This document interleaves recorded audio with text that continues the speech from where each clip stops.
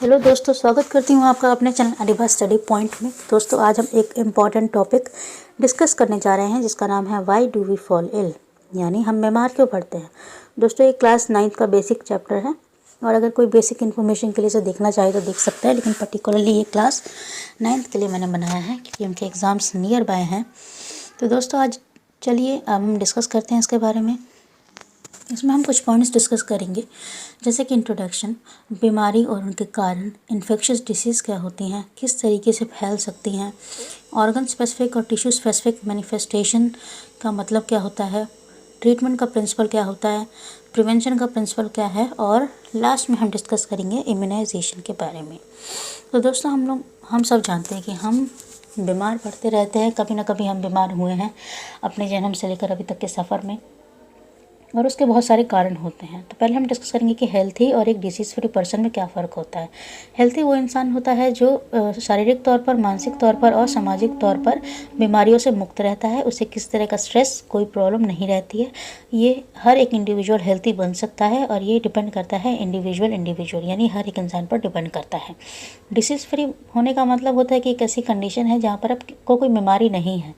तो ये भी एक इंडिविजुअल पर डिपेंड करता है कि उसकी हेल्थ अच्छी होगी या बेकार होगी। और आजकल हेल्थी पर्सन बहुत कम है, ज़्यादातर लोगों को स्ट्रेस रहता है क्योंकि हमारी लाइफ काफ़ी फास्ट है। तो हम डिस्कस करेंगे कि बीमारियां क्या होती हैं, उनके कारण क्या होते हैं। तो दोस्तों, जब भी हमें कोई बीमारी होती है तो हमारी बॉडी का जो सिस्टम है वो सही तरीके से काम नहीं करता, बॉडी की फंक्शनिंग जो होती है वो डिस्टर्ब हो जाती है। तो डिस्टर्ब होने की वजह से हमारी बॉडी हमें कुछ सिम्टम्स देने लगती है, कुछ साइन देती है कि हमें हमारी जिस साइन को हम कहते हैं कि हमें कोई बीमारी हो गई है। कुछ लक्षण देखकर, जैसे कि कुछ लक्षण ऐसे होते हैं, हेडेक हो गया है, कफ हो गया है, लूज मोशंस हो रहे हैं, चोट लग गई है, पस आ रहा है। तो ये सिम्टम्स होते हैं जो हमारी बॉडी हमें देकर ये बताती है कि वो अभी ठीक नहीं है, और इस अवस्था को ही हम कहते हैं कि हमें कोई बीमारी हो गई है, हमें डिसीज़ हो गई है। लेकिन हमें ये नहीं पता चलता कि हमें बीमारी क्या हुई है। अब बीमारियां भी दो तरीके की होती है टाइम स्पेन के हिसाब से, एक्यूट डिसीज़ और क्रोनिक डिसीज़। एक्यूट वो बीमारियां होती हैं जो काफ़ी शॉर्ट टाइम के लिए हमारी बॉडी में रहती हैं और दवाइयाँ लेने के बाद वो एलिमिनेट हो जाती हैं। इसका कॉमन एग्जांपल है कॉमन कोल्ड। और कुछ बीमारियां होती हैं जो काफ़ी लंबे टाइम तक हमारी बॉडी में रहती हैं और कई लोगों की डेथ भी हो जाती है इस बीमारी की वजह से, जैसे कि कैंसर है और एलिफेंथाइटिस है। आइए अब डिस्कस करते हैं कि बीमारियों के कारण क्या होते हैं। तो बीमारियों के दो कारण हैं, इन्फेक्शियस एजेंट और non infectious agent. Infectious agent वो ऑर्गेनिजम्स होते हैं, जैसे कि माइक्रो ऑर्गेनिज्म कॉमन है इसमें, मोस्टली बैक्टीरिया, वायरस, फंगस हैं, जो कि हमें नेक्ड आइज से, नॉर्मल आइज से देखने को नहीं मिलते। माइक्रोस्कोप से हम इन्हें ऑब्जर्व कर सकते हैं, लेकिन ये हमारे आसपास बहुत ज़्यादा मात्रा में रहते हैं और ये हमें इन्फेक्शन कर देते हैं, और ये इन्फेक्शन को फैलाने में भी बहुत ज़्यादा हेल्पफुल रहते हैं। इनकी टेंडेंसी रहती है कि कम्युनिटी में एक इन्फेक्शन को जल्दी से जल्दी फैला दिया जाए।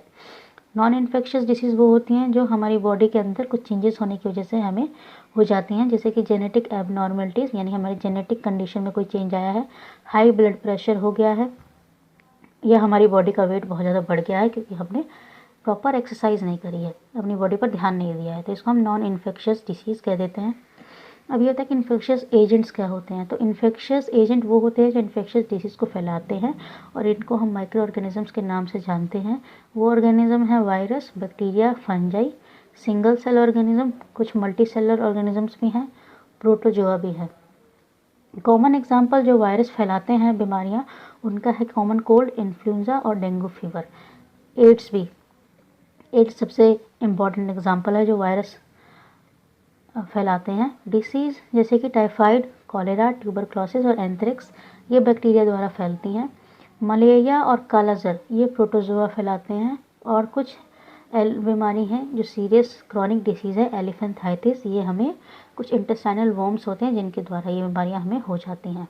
अब हम इनके बारे में डिस्कस कर रहे हैं, क्योंकि अगर हम इन कैटेगरीज़ के बारे में डिस्कस करेंगे तो हम इनका ट्रीटमेंट भी डिस्कस कर पाएंगे कि इन बीमारियों का इलाज किस तरीके से हो सकता है। हर एक ग्रुप का जो ऑर्गेनिज्म होता है उसके कुछ बायोलॉजिकल कैरेक्टरिस्टिक्स, यानी बायोलॉजिकल लेवल पर कुछ उसके गुण होते हैं जो इनमें कॉमन होते हैं।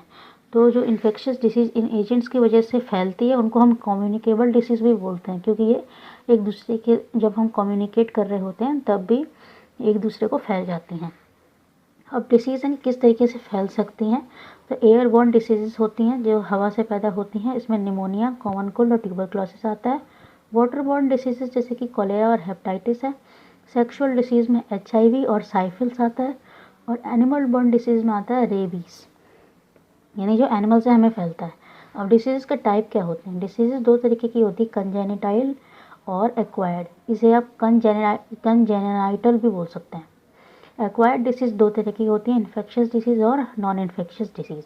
इन्फेक्शियस डिसीज़ को भी दो पार्ट में सब डिवाइड किया गया है, कंटेजियस और नॉन कंटेजियस। और नॉन इन्फेक्शियस डिसीज़ 5 तरीके की होती हैं, deficiency disease, metabolic disease, degenerative cancer disease, metabolic allergies और इंजरी। आइए डिस्कस करते हैं कि ऑर्गन स्पेसिफिक और टिश्यू स्पेसिफिक मैनिफेस्टेशंस का मतलब क्या होता है। दोस्तों, जब भी हमारे बॉडी में कोई माइक्रो ऑर्गेनिज्म एंटर कर जाता है, कोई भी बैक्टीरिया वायरस प्रोटोजोआ, तो वो हमारे किसी बॉडी के ऑर्गन को, पर्टिकुलर बॉडी के ऑर्गन को अफेक्ट करने लग जाता है, उसको बीमार कर देता है, उसकी फंक्शनिंग को डिस्टर्ब करता है। तो जब एक वो ऑर्गन को अफेक्ट कर रहा होता है तो उसे हम ऑर्गन स्पेसिफिक मैनिफेस्टेशंस बोलते हैं। लेकिन अगर वो एक पूरे टिश्यूज़ के ग्रुप को अफेक्ट करता है, उनकी फंक्शनिंग को डिस्टर्ब कर रहा है, तो उसे हम टिश्यू स्पेसिफिक मैनिफेस्टेशन बोलते हैं। उनके एक्शन को मैनिफेस्टेशन कहा गया है। अब है कि अगर हम किसी का ट्रीटमेंट कर रहे हैं तो उसमें उसका क्या प्रिंसिपल होता है। दोस्तों, हर एक बीमारी को ट्रीट करने के लिए हम कुछ ना कुछ दवाइयाँ लेते हैं, जैसे कि एंटीबायोटिक्स लेते हैं। अब हम जानते हैं कि बैक्टीरिया जो होते हैं उनके पास सेल वॉल होती है, जिसकी वजह से वो बचे हुए रहते हैं। तो जो एंटीबायोटिक्स बनाई जाती हैं उनकी सेल वॉल को ब्लॉक कर देते हैं और उनको बॉडी से एलिमिनेट कर देते हैं। अब जो एंटीबायोटिक्स होते हैं वो वायरल इन्फेक्शंस के लिए काम नहीं करते, क्योंकि एंटीवायरल मेडिसिन बनाना बहुत हार्ड रहता है एंटीबैक्टीरियल से, क्योंकि वायरस जो होती है उनका जो बायोकेमिकल मैकेनिज्म है वो हमसे बहुत अलग, यानी बैक्टीरिया से बहुत अलग रहता है, और वो नॉन लिविंग और लिविंग ऑर्गेनिजम्स के बीच में रहते हैं और अपनी शेप भी बहुत ज़्यादा चेंज करते हैं, इसलिए उनकी कोई फिक्स मेडिसिन बनाना इतना आसान नहीं होता है। कुछ बीमारियां हैं जैसे कि डाउन फीवर को रिड्यूस करने के लिए, पेन और लूज मोशंस को रिड्यूस करने के लिए एंटीबायोटिक्स बनाए गए हैं, और इसके लिए हम बेड रेस्ट भी ले सकते हैं। हमें कि जब हम एक बीमारी से एक इंसान को बचा रहे होते हैं तो कौन से 3 प्रिंसिपल्स का हम ध्यान रखते हैं, कौन सी 3 चीज़ें सामने आती हैं। तो ये रहती हैं कि अगर एक पर्सन बीमार हो गया है तो उसकी बॉडी फंक्शंस पे डैमेज हो सकते हैं और हो सकता है वो कभी रिकवरी ना करे। कुछ बॉडी फंक्शंस या कुछ बीमारियां ऐसी होती है जो इंसान को जल्दी रिकवर नहीं करने देती। जब उसका ट्रीटमेंट चल रहा होता है किसी इंसान का तो उसकी बॉडी सफ़र कर रही होती है उस बीमारी की वजह से। हो सकता है वो काफ़ी लंबे टाइम के लिए बेड रेस्ट पर भी चला जाए, और अगर उसे प्रॉपर ट्रीटमेंट दिया जाएगा तो कुछ टाइम बाद वो ठीक होने की उम्मीद दिखती है उस पेशेंट के अंदर। अब जब एक पर्सन को इन्फेक्शन होता है तो वो एक तरह का सोर्स की तरह काम करता है। अगर उसे कोई इन्फेक्शियस डिसीज़ हो गई है तो एक तरह का सोर्स है कि वो अपने से बहुत सारे लोगों को वो बीमारियाँ स्प्रेड कर सकता है, फैला सकता है। अब है कि एक इन्फेक्शियस डिसीज़ को बचाने के लिए हम क्या क्या कर सकते हैं।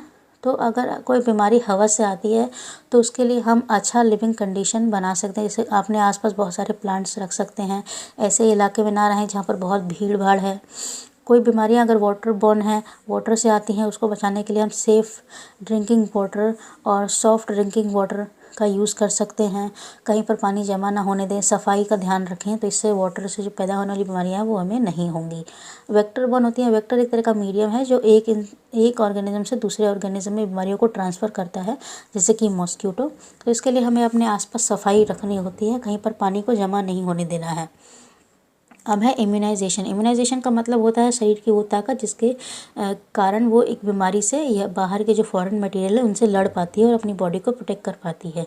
तो इम्यूनाइजेशन एक ऐसा प्रोसेस है जिसमें बॉडी में वैक्सीन्स या इंजेक्शंस के थ्रू मेडिसिन को इंजेक्ट किया जाता है ताकि बॉडी अपनी ताकत को बना सके और बाहरी एजेंट से लड़ सके। Thank you for watching my video.